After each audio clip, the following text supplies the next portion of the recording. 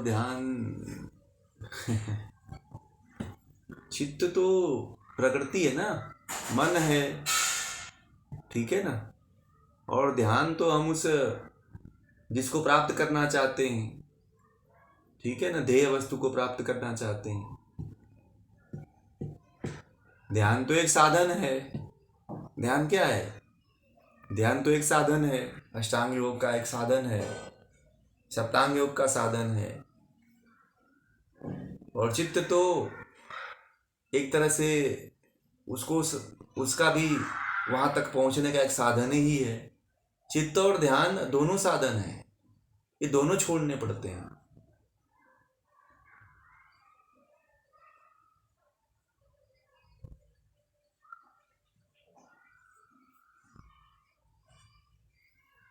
अलग अलग है ना। पीछे के सूत्रों में इसका वर्णन हुआ है। हाँ, नहीं आप थे, ध्यान नहीं दिए होंगे, ध्यान नहीं दिए होंगे। ये साधन है। देखिए, आप चित्त को साधन मान करके साधना नहीं करते हैं तो भी आप गंतव्य स्थान तक नहीं पहुंच सकते हैं जहां पे आपको पहुंचना है। ये बात वही कही गई है कि चित्त को अगर आप जीवात्मा मान लेते हो, चित्त को ही अपना, जड़ पदार्थ को ही अपना स्वरूप मान बैठते हो, कि वही तो बात मैंने कहा कि इंद्रियों को मान लोगे, कि इंद्रियों के जो विषय हैं उनको मान लेंगे कि ये मेरा है, ये मेरे द्वारा होगा, ये मैंने किया है और मैंने इसको सोचा है, तो फिर तो आप द्वंद्वों में, संसार में फंसोगे आप। चित्त जो है, चित्त तो जड़ पदार्थ है, तो जड़ पदार्थ के किए हुए कार्यों को अपना मान बैठते हैं, इसीलिए तो झगड़े कर लेते हैं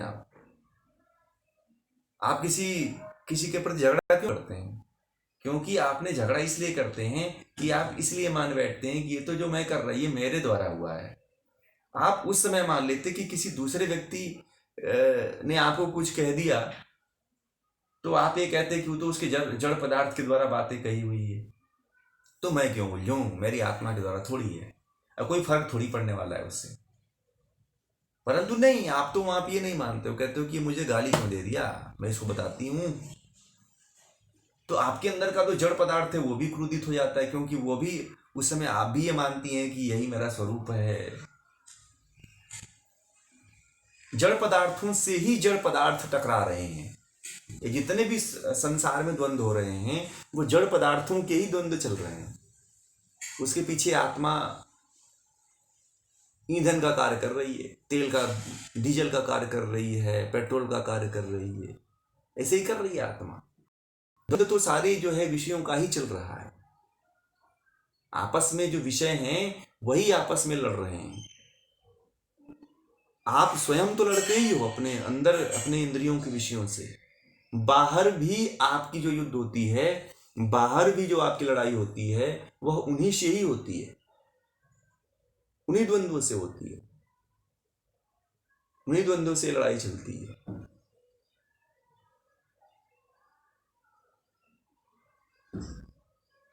ठीक है ना। हम्म।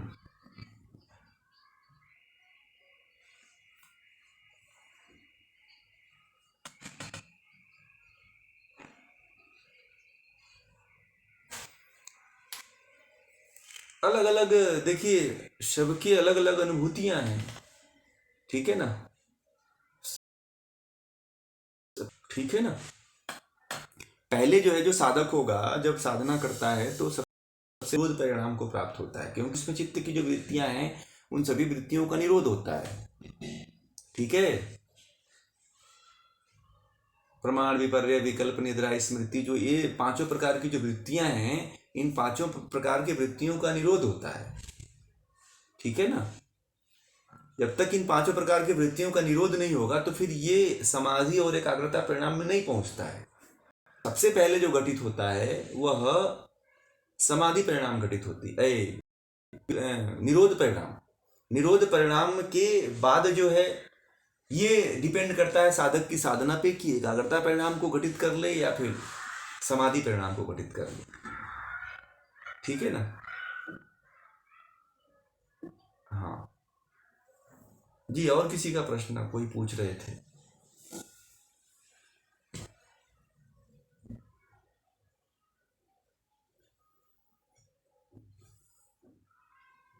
कोई और प्रश्न पूछ रहे थे ना?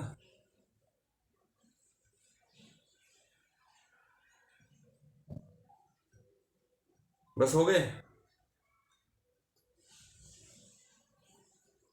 जी जी, बताइए।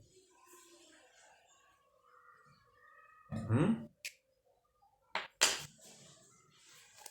हम्म। इसमें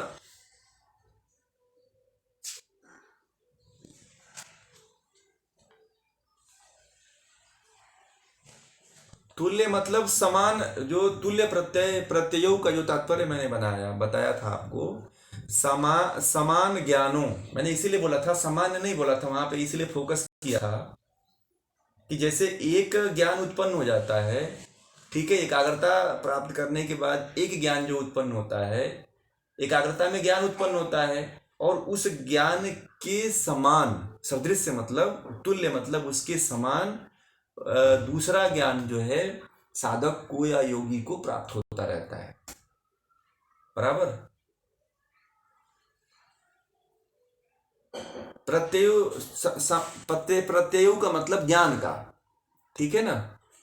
प्रत्यय का तात्पर्य जो है ज्ञान का है, ठीक है ना। वो ज्ञान मतलब जो साधक ध्यान में जब बैठता है, जब उसे एकाग्रता प्राप्त करता है, तो उसे ज्ञान प्राप्त होता है, उसी ज्ञान के सदृश समान दूसरा ज्ञान प्रकट होने लगता है, ठीक है ना।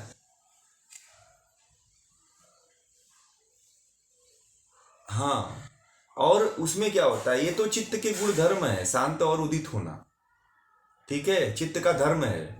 कभी शांत होता है, कभी उदित हो जाता है, यह चित्त का धर्म है। और चित्त इनका धर्मी है यहीं पे। चित्त जो है, चित्त का धर्मी, चित्र इन्हीं का धर्मी है। कभी उदित हो जाना भी उसके साथ भी लग जाता है, कभी शांत भी हो जाता है, एकाग्रता को भी प्राप्त कर लेता है। तो ये चित्त, इसीलिए चित्त धर्मी कहा गया है कि दोनों तरफ चल देता है। इतना वफादार होता है कि दोनों तरफ कार्य करता है जाकर के। एकाग्रता की तरफ अगर आप चित्त को लेकर लगा देते हैं, तो एकाग्रता की तरफ कार्य करने लगता है। वही आप उसे उदित की तरफ अगर ज्यादा व्युत्थान संस्कार की तरफ से लेकर के आप चले गए, व्युत्थान संस्कार अगर जग गया, तो फिर वो उसके तरफ कार्य करने लगता है, ठीक है ना। जी। हाँ हाँ। हम्म हम्म। इसका क्लैरिटी देखिए, इसका तात्पर्य ये है, पूरा देखिए तब समझ में आएगा। इसका, इस सूत्र का जो पूरा तात्पर्य है, देखिए इसमें जो उसके शब्दों को अर्थ से अगर अर्थ निकालेंगे ना, तो वो पूरा आपको क्लियर नहीं, ठीक है। इसको ऐसे समझेंगे कि जब चित्त में अनेक विषय, यहाँ पे अनेक, सॉरी, ततः पुनः, यानी कि जो समाधि परिणाम के पश्चात की बात कह रहा है। ततः पुनः मतलब समाधि परिणाम के पश्चात, यानी कि चित्त के समाधि परिणाम के पश्चात, ठीक है, मैं भी सूत्र ही पढ़ रहा हूं। चित्त के समाधि परिणाम के पश्चात एक ही वस्तु विषयक, एक ही वस्तु विषयक समान ज्ञानों, समान मतलब यानी कि एक ही, अभी यहाँ पे इसलिए शांत उदितों को अभी बाद में लेंगे। एक ही वस्तु विषयक समान ज्ञानों का शांत होना। अब आइए, एक ही विषयों, ठीक है ना, एक ही वस्तु विषयक समान ज्ञानों का शांत होना और उभरना रूपी जो क्रम लगातार चलता रहता है, यही स्थिति चित्त की एकाग्रता परिणाम कहलाती है, ठीक है। ये समझ गए ना। तो इसमें क्या हो गया कि इसमें थोड़ा सा जो पहले वाला जो जो सूत्र है, उसको जोड़ करके जब तक आप नहीं बोलें, क्योंकि उसमें ततः महर्षि पतंजलि की एक शैली है। जब आप, जब, हाँ, ततः मतलब जो उससे पहले की जो चित्त समाधि परिणाम, हाँ हाँ हाँ हाँ, जानते हैं। जब देखिए योग सूत्र आप जब आप लोग पढ़िए ना, तो एक ये चीज ध्यान रखा करिए कि महर्षि पतंजलि की एक विशेष शैली है। उनकी शैली में विशेषता यह है कि एक जो अभी जो सूत्र पढ़ते हैं, प्रत्यक्ष जो सूत्र पढ़ते हैं, जो अभी वर्तमान में जो सूत्र पढ़ते हैं, वो पहले सूत्र से कनेक्ट होता है।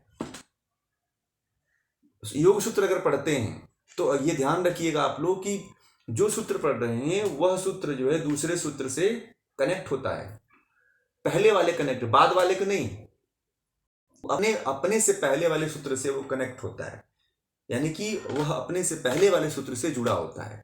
जो इस भाषा को समझ गया, जो इस क्लियरिटी को समझ गया, वह योग सूत्र की बहुत ही विशेषता को, बहुत बड़ी विशेषता को जान लिया वो, और इसको समझने में उस साधक को और उस व्यक्ति को कोई कठिनाई नहीं आने वाली है।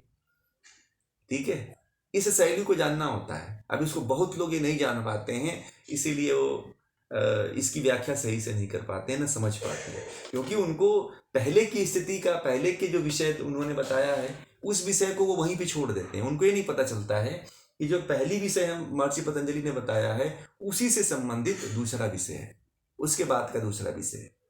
ठीक है ना, अब समझ में आ गया। और आगे भी आप जब योग सूत्र में ना, जब ऐसे आगे के जो भी आएंगे, अभी तो मान लीजिए कि ये विभूति पाद है, विभूति पाद में जित आएंगे वह इससे जुड़े रहेंगे। अब ये जो आपने पढ़ा है ना तथा एकाग्रता परिणाम, इस बाद जो सूत्र आएगा वह इससे कहीं ना कहीं इसी का निकला हुआ अंश होगा। ठीक है, इसी का निकला हुआ अंश होगा, और फिर आपको ये जब समझ गए हैं तो फिर उसको उसमें कोरिलेट करना पड़ेगा।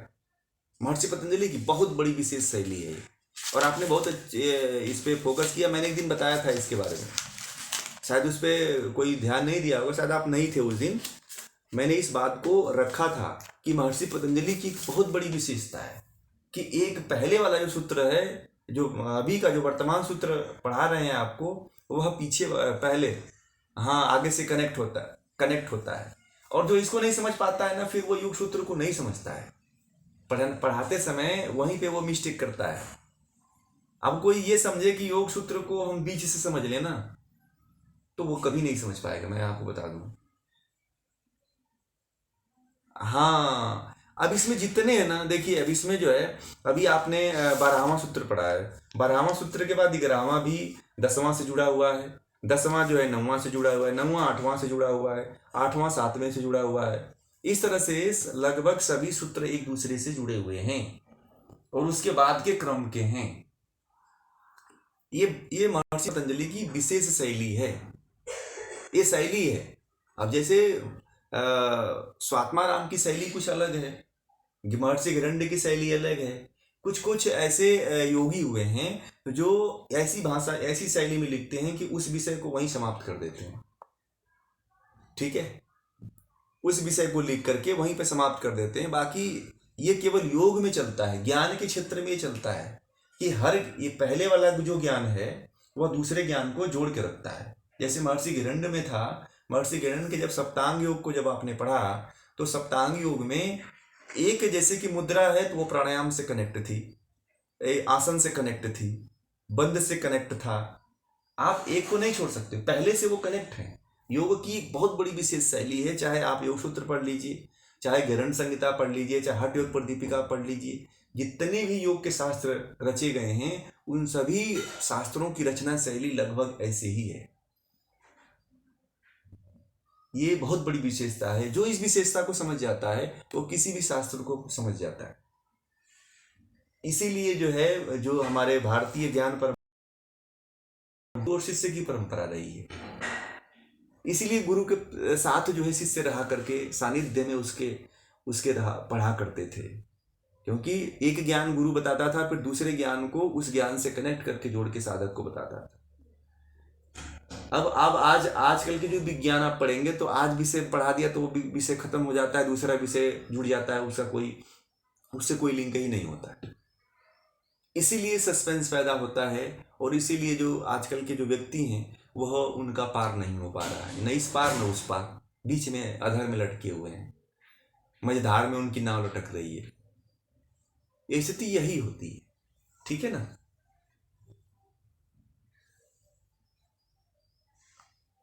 हाँ।